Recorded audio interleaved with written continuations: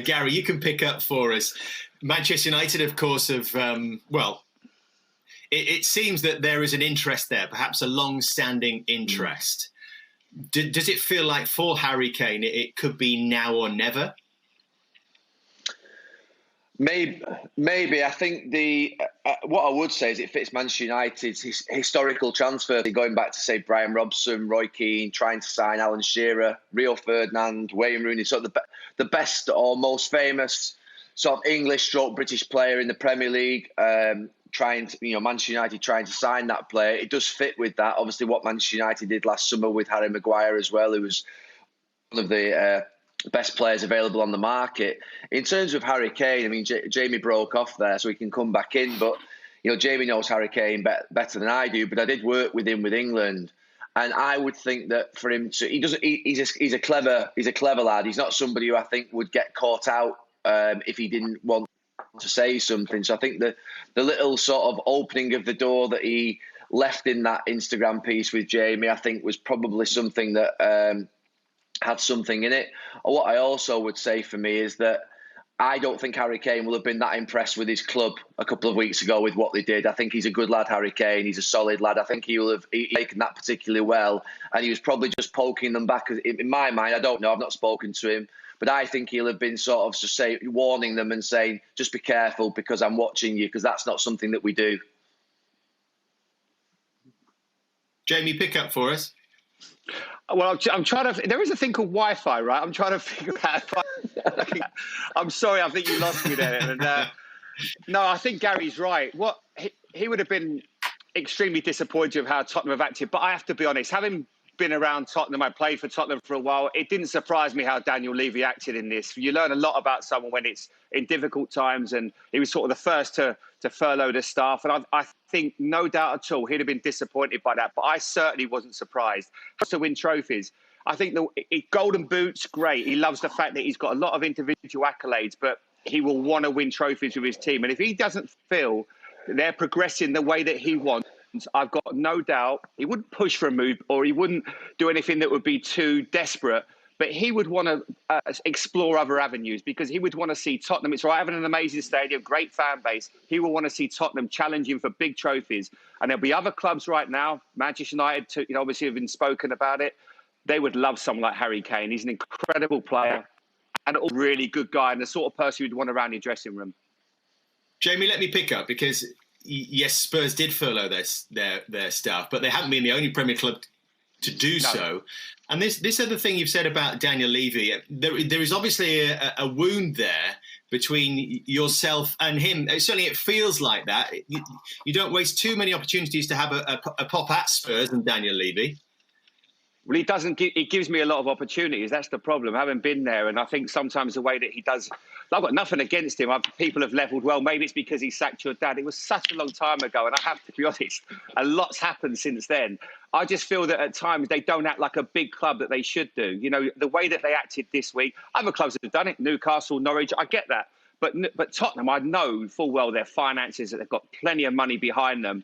And it just didn't sit right with me. And there's been plenty of times the way they look after players, the way they looked after staff when I was there. It was very disappointing. And unfortunately, it's arisen again. And I think Daniel's a really good businessman. But in terms of negotiation, it's very, very difficult times. And that's why you see a lot of players unhappy there. You see a lot of players wanting to leave. And I just feel the club, the fans, they deserve better than what they get sometimes. And yes, he spent a lot of money on the stadium and the training ground. But I feel that if they really want to push on, they've had the ability and the opportunity to do that. And Daniel Levy hasn't wanted to press the button because he doesn't really want to spend the money to push to the next level, and tries to do things on the cheap sometimes. Right. And that's why. And it's got nothing to do with being a personal thing at all. All right. Well, the story seems to have moved on a little bit, and the suggestion is that despite any interest there might be from other clubs, that Spurs are not willing to sell to Manchester United. But, Gary, if it was a possibility, how much of a good fit would it be for Manchester United, do you think? Any club in the Premier League would want Harry Kane. I mean, it's not. There are some signings that are almost like gold. They almost know that, barring the ridiculous, which would be an injury, you just know they're going to work. Harry Kane is unbreakable in the sense of his mentality. He'll always score goals. He'll always give 100% in training. He's completely reliable. He's a manager would want. And I think what I would say is that for Manchester United, it would be a perfect signing in terms of what they need. They obviously have had Bruno Fernandes coming, who's done a great job. We've got Harry Maguire at the back. If they can get somebody up front who's got the presence of Harry Kane, then obviously it would be a fantastic spine. But I just think the last week or so, that speculation's come out of obviously the sort of Harry leaving the door ajar in that piece that he did with Jamie. I don't believe that was by mistake. I think he's a clever guy. I don't think he would make a mistake like that, to be honest with you. I think he will have felt let down by what happened at the club a couple of weeks ago. But what I would say is, in the bigger picture, these transfer discussions, whether it be Harry Kane from Tottenham to Manchester United for 200 million or Jadon Sancho, 100 million to City or United, and there have been other suggestions weekend that signings for 85 million. What I would say is, and it's nothing the Premier League can do about this, it completely undermines the discussions that they're having with the players around taking a 30% pay cut. If you're asking for a 30% pay cut across the board and you're going to go and spend another £1 billion in 2 months on transfers, which the Premier League have spent £1.4 billion last summer on transfers, and they spent the previous 3 summers, they also spent over £1 billion.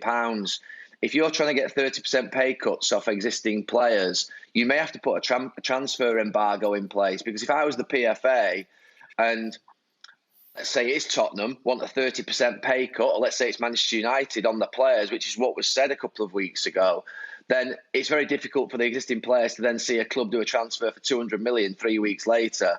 So what I would say is at this moment in time that transfers are something that the fans love. We love them. We love players moving around. But it does feel to me to be the rhyme when we've got such a behind-the-scenes war going on with respect to players taking cuts, the clubs needing support, which I believe they do. And then in the next breath, you've got £200 million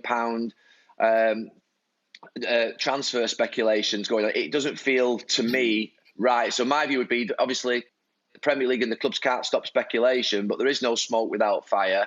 I would suggest the Premier League at this moment in time, to stop this, would probably put a transfer embargo in place on all clubs that are looking to reduce their players' wages. That would take away, I think, a lot of the angst that is existing behind the scenes with players who, to be fair, I think they're having the wool pulled over their eyes by the clubs.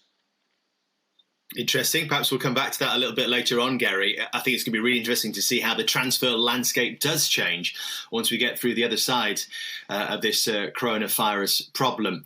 Right, lots more making the news across the papers, and Jeff Shreves, our reporter, has been mulling through as many as he possibly can. So can you tell us about the stories today?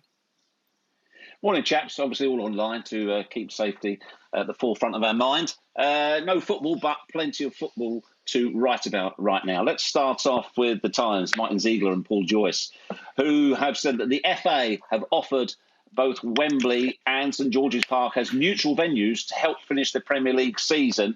Potentially they could play several matches in one day there. Obviously, there's the thought of how they keep the place sanitised, and with various bodies coming in and out, there are problems with that too. They also refer in the piece, quite interesting piece, what's happening in Germany, where the top 2 divisions have returned to training last week, and they are talking about May the 2nd, 9th or 16th as possible starting dates to return to action, but that would be behind closed doors. And also testing is very much part of that proposed scheme as well. In fact, some clubs are at the moment advising their players to shower at home after training sessions. Staying with that theme, Jason Burton, The Telegraph, he's talking about the Premier League completing in a frantic 5-week period once football can actually resume. There's 92 games left. We've got 16 teams. They've got 9 to play and 4 on 10. But the Premier League are waiting for the government's announcement today on when lockdown is likely to be either eased or indeed extended.